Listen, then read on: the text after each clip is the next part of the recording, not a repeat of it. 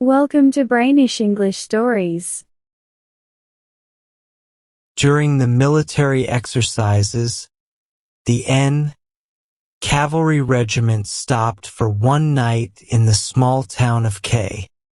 The visit of the officers made the people in the town very excited. The shop owners hoped to sell their old sausages and best brand sardines, which had been on their shelves for 10 years. The inns and restaurants stayed open all night. The military commander, his secretary, and the local soldiers wore their best uniforms. The police ran around like crazy.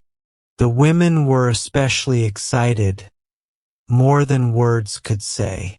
The women of K, when they heard the regiment coming, left their pots of boiling jam and ran into the street. They forgot about their messy clothes and untidy hair and ran out, breathing hard with excitement, to meet the soldiers. They listened eagerly to the band playing music. Looking at their pale and happy faces, you might have thought the music was coming from angels in the sky, not from a military brass band. The regiment, they shouted happily. The regiment is coming. What did this unknown regiment, which came by chance today and would leave early tomorrow, mean to them? Later, when the officers stood in the middle of the town square, with their hands behind their backs, talking about where they would sleep, all the women gathered at the magistrate's house. They all wanted to share their opinions about the regiment.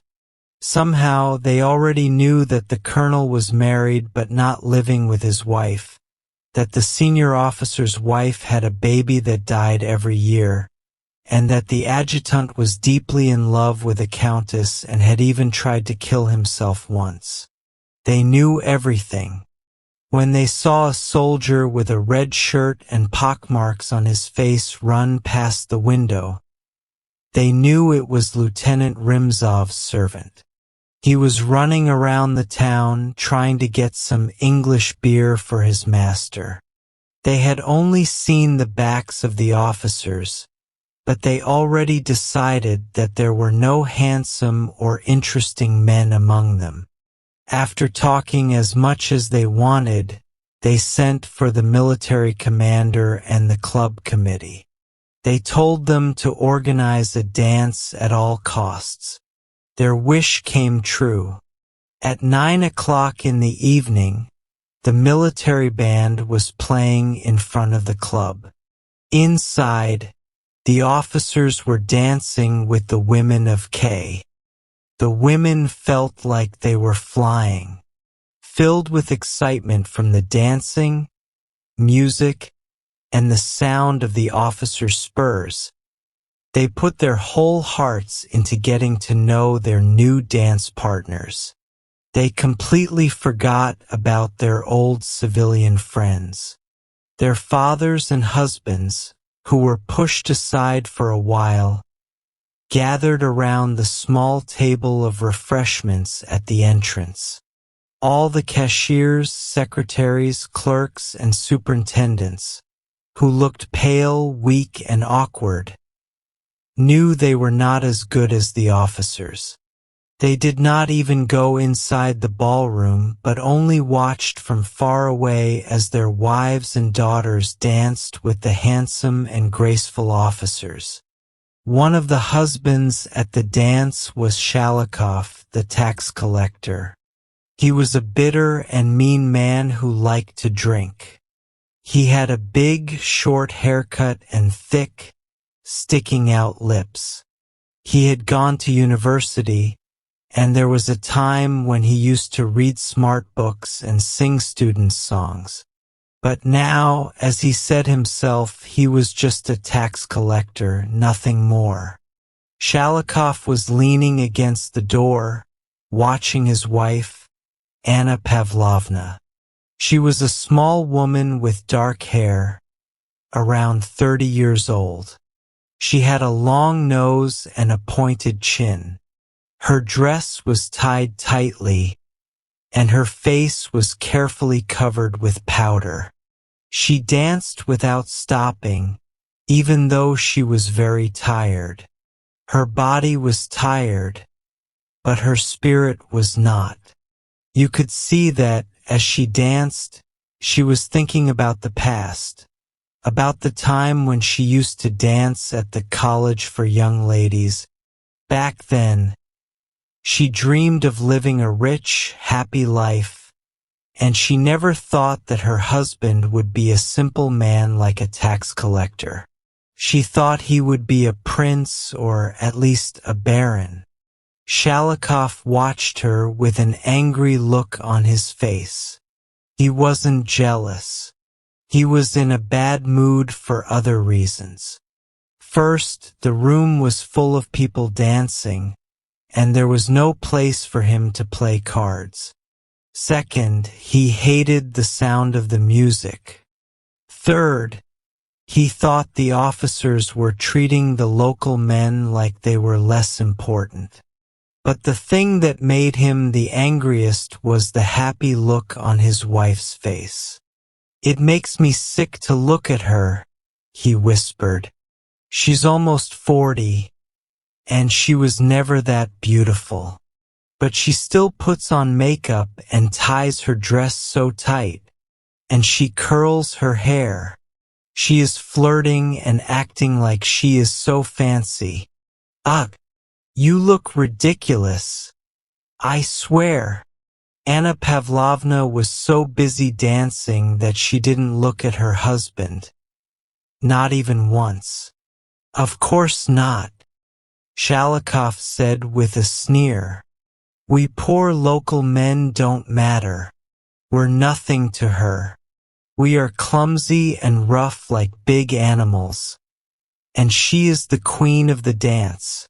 She still looks good enough to make the officers want her. I bet." During the mazurka, Shalikov's face twisted with anger. A black-haired officer with large eyes and cheekbones like a Tartar danced the mazurka with Anna Pavlovna. The officer had a serious face as he moved his legs with great care. He bent his knees so much that he looked like a puppet on strings. Anna Pavlovna, pale and excited, bent her body softly and rolled her eyes upward. She tried to look like she was barely touching the floor. It was clear she felt like she wasn't in the club but in some faraway, magical place. Her face and her whole body showed that she was completely happy. Shalikov couldn't take it anymore. He wanted to make fun of her happiness and remind her that life wasn't as wonderful as she thought right now. "You wait. I'll teach you not to smile like that," Shalikov muttered angrily. "You are not a young girl anymore. An old woman should know that she looks old." Shalikov was full of bad feelings, jealousy, anger, and hurt pride. He was also bitter like many small-town officials, who drank too much and lived boring lives.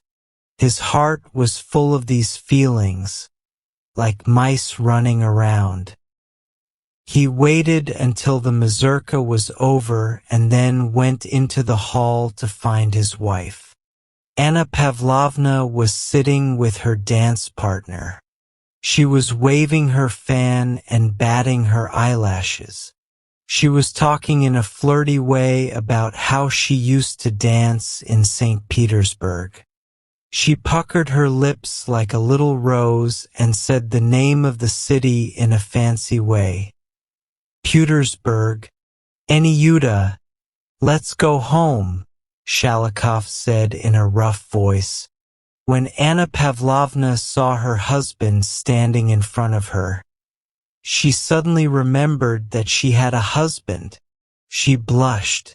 She felt embarrassed because her husband looked so sickly, grumpy, and ordinary. "Let's go home," Shalikov repeated. "Why, it's still early," Anna Pavlovna said. "I am asking you to come home," said Shalikov slowly, with a mean look on his face. "Why, did something happen?" Anna Pavlovna asked nervously. "Nothing happened, but I want you to go home right now. I want it, and that's enough. Don't argue." Anna Pavlovna was not scared of her husband, but she felt embarrassed. Her dance partner was looking at her husband with surprise and a little smile. She got up and moved a little away with her husband. "What's this about?" she asked. "Why should we go home? It's not even 11 o'clock. I want it, and that's enough. Let's go, and that's the end of it. Don't be silly. If you want to go home, go by yourself." "All right," Shalikov said. "Then I'll make a scene." Shalikov saw the happy look on Anna Pavlovna's face slowly disappear. She looked ashamed and unhappy now. Seeing that made him feel a little better. "Why do you want me to leave so quickly?" she asked. "I don't need you, but I want you to be at home. I want it, and that's all." At first, Anna Pavlovna didn't want to hear about going home. Then she started begging her husband to let her stay for just 30 more minutes. After that, without really knowing why, she began to apologize and tried to explain. She did all of this in a whisper and with a smile, so that no one around them would notice they were arguing. She promised she wouldn't stay long, only 10 minutes more, then only 5 minutes more. But the tax collector didn't change his mind. "Stay if you want," he said, "but I will make a scene if you do." As Anna Pavlovna talked to her husband, she started to look thinner, older, and not as pretty. She turned pale, bit her lip, and looked like she was about to cry. She finally went out to the hallway and began putting on her coat and scarf. "You're leaving?" the ladies asked in surprise. "Anna Pavlovna, you're not going, are you?" "She has a headache," said the tax collector, answering for his wife. When they left the club, Anna Pavlovna and her husband walked all the way home in silence. The tax collector walked behind his wife, watching her small, sad, and humiliated figure. He remembered how happy she had looked at the club, which had made him so angry. Now that the happiness was gone, he felt victorious. He was pleased and satisfied, but at the same time, something felt missing. He wanted to go back to the club and make everyone else feel sad and miserable, so they would see how boring and worthless life is when you walk through the dark streets, listening to the mud sloshing under your feet, knowing that tomorrow you have nothing to look forward to except vodka and cards. How terrible life was!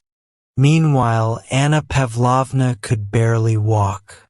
She was still thinking about the dancing, the music, the talking, the lights, and the fun. As she walked, she asked herself why God had made her suffer like this. She felt sad, insulted, and full of hate as she listened to her husband's heavy footsteps behind her.